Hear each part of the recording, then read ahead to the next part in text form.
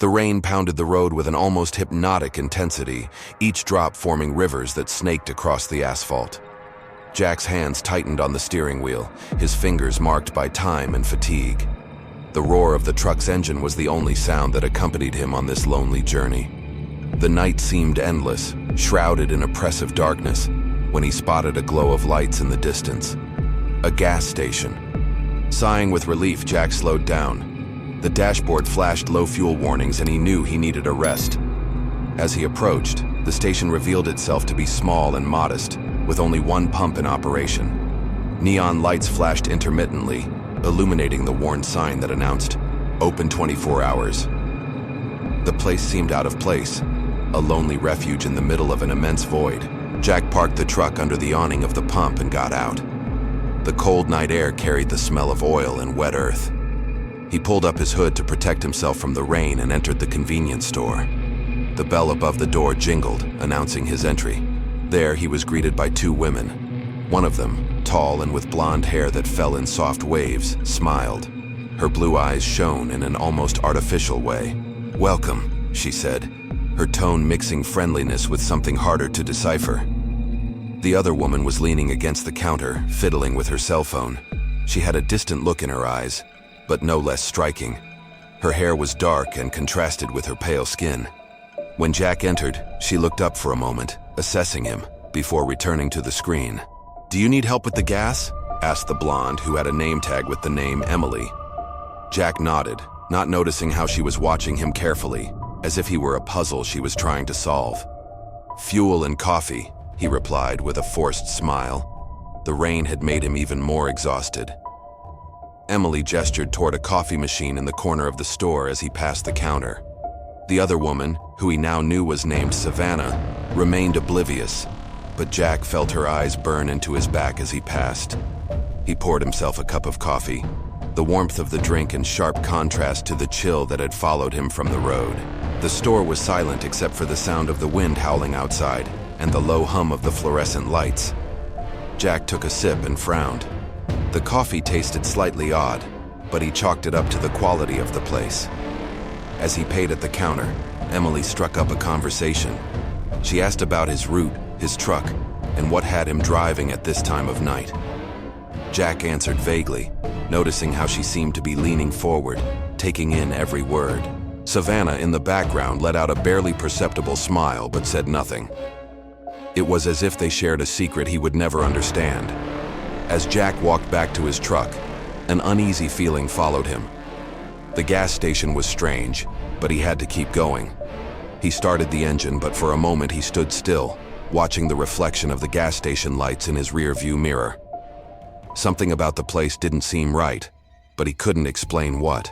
As the truck drove away, the gas station lights seemed to disappear into the darkness, swallowed up by the night. The narrator leaves a question hanging in the air. How many other drivers had stopped there before Jack? And more importantly, how many of them had kept going? The rain continued to fall on the roof of the gas station, transforming the silence of the night into an almost soothing melody. Emily and Savannah were now alone, with the room lit only by fluorescent lights and the reflections of the water on the windows. Emily arranged some packages of chips on the shelf, while Savannah continued to lean against the counter, fiddling with her cell phone. But her eyes, even if fleetingly, followed her colleague's movements. "Another one," Emily commented, breaking the silence.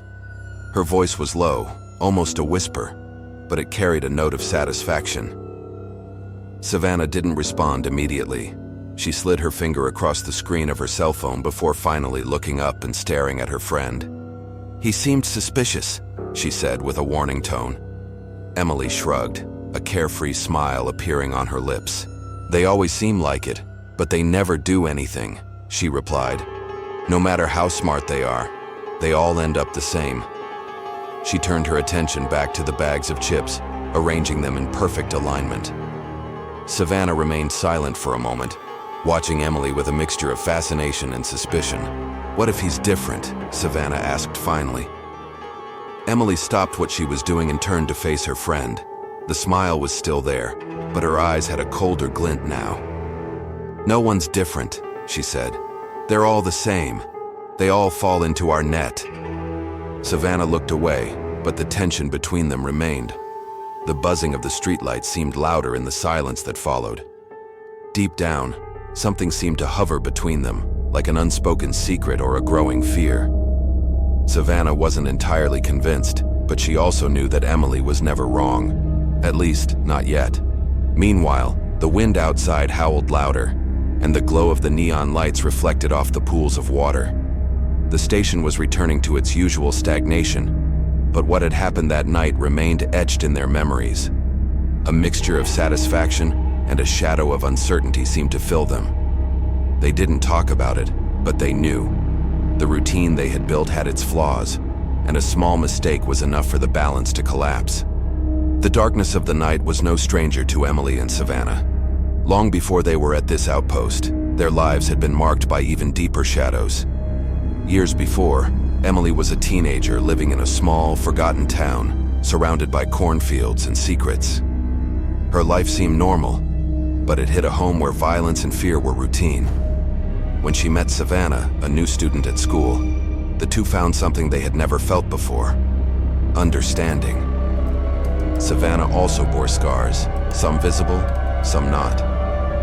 Her family had been destroyed by an accident that was never fully explained. The townspeople whispered about the event, but no one bothered to offer help. She learned early on to trust only herself. When Emily reached out, the two formed a quick and unbreakable bond, something stronger than friendship. It was as if they had both found a mirror, a kindred spirit in their pain. The turning point came one sweltering summer night. Emily arrived at Savannah's house, her face bruised, her tears mixed with anger. Something had happened to her that night, something neither of them would ever speak out loud. But Savannah understood immediately. They sat together in the backyard, under the stars, and made a pact. Never again would they be victims. Never again would they let the world hurt them without consequences. "From now on, we'll take care of each other," Emily said, her voice firm despite her tears. Savannah took her hand and nodded. They cut their palms lightly with a rusty knife they found in the shed and sealed the agreement in blood. It wasn't just a symbolic gesture. To them, it was a sacred commitment. Over time, their pact evolved. They learned to use what they had: beauty, intelligence, and a deep understanding of human behavior, to manipulate those who crossed their path. Small jabs here and there, nothing that drew too much attention. But there was a dark satisfaction in wielding power over those who would otherwise ignore or hurt them. When they arrived at the gas station years later, it seemed like the perfect place. Secluded, unsupervised, and populated by people who no one would notice if they disappeared. They turned their work into a macabre game, a way to reaffirm their pact while protecting each other.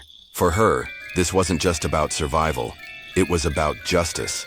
And as the two of them continued to pursue their double lives, the tension between them grew, silently, like a storm waiting to explode. The night seemed endless, but the rain had stopped, leaving the air heavy and the ground shining under the artificial lights of the gas station.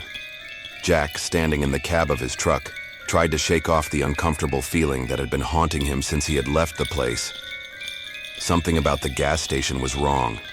He could feel it. A strange taste still lingered in his mouth. Coffee, maybe? He decided to pull over to the side of the road to check what he felt like a slight dizziness. As he got out of the cab, Jack noticed something that made him freeze. On the door of his truck there were marks he didn't remember seeing before, as if someone had tried to force it open. He shone his flashlight on the area and saw fresh scratches, the kind that could have been made by fingernails or a small tool. Jack clenched his jaw, feeling the weight of suspicion grow. Inside the gas station, Emily and Savannah were fidgeting. Savannah had her arms crossed and was staring at the rain running down the windows. "He'll notice," she muttered. Emily, on the other hand, kept the same carefree, almost amused expression. She chewed gum, the crackling sound irritating Savannah. "Even if he does, he won't do anything. They never do," Emily said, tossing her hair back. Savannah didn't respond, but her tension was evident. On the shoulder of the road, Jack tried to think quickly. He got back into the truck and grabbed his cell phone, but noticed that the signal was weak. He decided to keep driving until he found a safer place. but the dizziness was getting worse. As he accelerated, something on the road caught the beams of his headlights. A car stopped in the distance, its lights flashing. He braked slowly and approached, but he didn't see anyone inside the car. Just emptiness. The road seemed endless to Jack, his vision blurry and his body growing heavier by the moment. The strange taste of the coffee was now more than a detail. It was a sign. He knew something was wrong, and that he needed to act quickly. When he saw a rest area, he gathered his last strength to pull over. His body, now shaking, could barely obey the commands of his mind. He got out of the truck and staggered to the bench of a picnic table. The night was silent, except for the sound of crickets and the soft wind. He tried to reach for his cell phone again, but his hands were shaking too much. He felt the world spin around him, as if he were being pulled into a void. Then, before he completely lost consciousness, he heard footsteps. Slow, calculated, approaching. Emily and Savannah emerged from the shadows, their figures illuminated only by the dim light of a distant street lamp. Emily wore the same cold smile, while Savannah seemed more hesitant, her eyes scanning Jack as if she were weighing his next words. "You should have moved on," Emily said, her tone almost motherly, as if she were scolding a disobedient child. "Now look what you made us do." Savannah looked at Emily, the tension evident on her face. "Maybe we should stop this," she murmured. But Emily ignored her. She walked over to Jack, now sprawled on the ground, and crouched down to stare into his half-lidded eyes. "No one will miss you," she whispered. "That's why you stopped by our gas station, isn't it? Because that's how things work. People like you disappear, and the world goes on." Savannah walked away, crossing her arms as she fought her own thoughts. Emily pulled something from her pocket, a small but deadly syringe.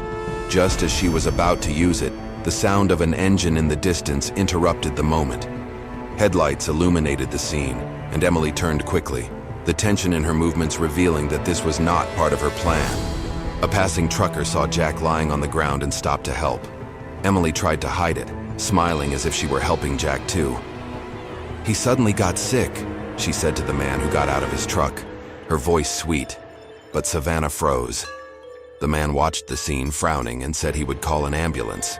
"No need," Emily tried to argue, but the man insisted. He went back to the truck to get his phone, while Emily glared at Savannah. "Why didn't you do anything?" he hissed, but Savannah didn't respond. For the first time, there seemed to be an irreparable rift between the two. When the ambulance arrived, Emily and Savannah disappeared into the night, leaving Jack to be taken to a hospital. He survived, but the story he told about the women at the gas station was met with disbelief. Still, rumors began to circulate among truck drivers about the deadly women's station. The legacy of fear began to spread. Jack's story, though met with skepticism, began to echo among the runners on the highway. Truckers exchanged stories at rest stops, their faces illuminated only by the glow of coffee machines and truck headlights. Some said they knew someone who had disappeared after stopping at a similar gas station. Others, who had been there before, spoke of two women as kind as they were enigmatic. The gas station, with its flashing neon lights and the isolation that had once seemed like a refuge, was now avoided. The road on which it stood had earned the nickname Twilight Road, a place where legend and reality mixed dangerously. Emily and Savannah, meanwhile, remained in the shadows, watching from afar the impact they had left. Emily seemed indifferent to the change, her icy smile remaining intact. "They have no proof. It's just a story," she said, as she sorted through the items in the store. But Savannah was different. The tension that had once been subtle now became a palpable weight. She couldn't help but remember that night, especially the look in Jack's eyes and the silence between her and Emily afterward. "What if he survives and comes back?" Savannah asked one night, her voice low but full of anguish. Emily shrugged. "Then we deal with it, like we always do." But Emily's reassurance wasn't enough to dispel Savannah's growing fear. Their relationship seemed to be growing more fragile with each passing day, the blood pact that had bound them now becoming a heavy chain. Time passed, and the station eventually closed, abandoned like so many other forgotten businesses along deserted highways. But the legend persisted. Truckers avoided the area, and those who ventured in swore they heard whispers on the wind or saw shadows moving inside the empty building. Jack, for his part, recovered in the hospital, but he could never forget what he saw. He tried to warn others, but few believed him. Still, he became a sort of guardian of the stories, making sure no one he knew ever stopped at that damned place. His own silence in the moments when no one was listening seemed to echo the same mystery that haunted him. Emily and Savannah disappeared, their faces never seen again by those who knew them. But to the truckers, they were still there, hidden in the darkness, waiting for another unsuspecting person to dare stop. The Twilight Road was never the same again. A reminder that some stories need no proof to inspire fear. A whisper, a legend, and the darkness does the rest. And did you hear that? The echoes of darkness are getting closer. Before it's too late. Leave a like and subscribe. Who knows? Your road might be the next one to be told. Welcome to Asphalt Horror.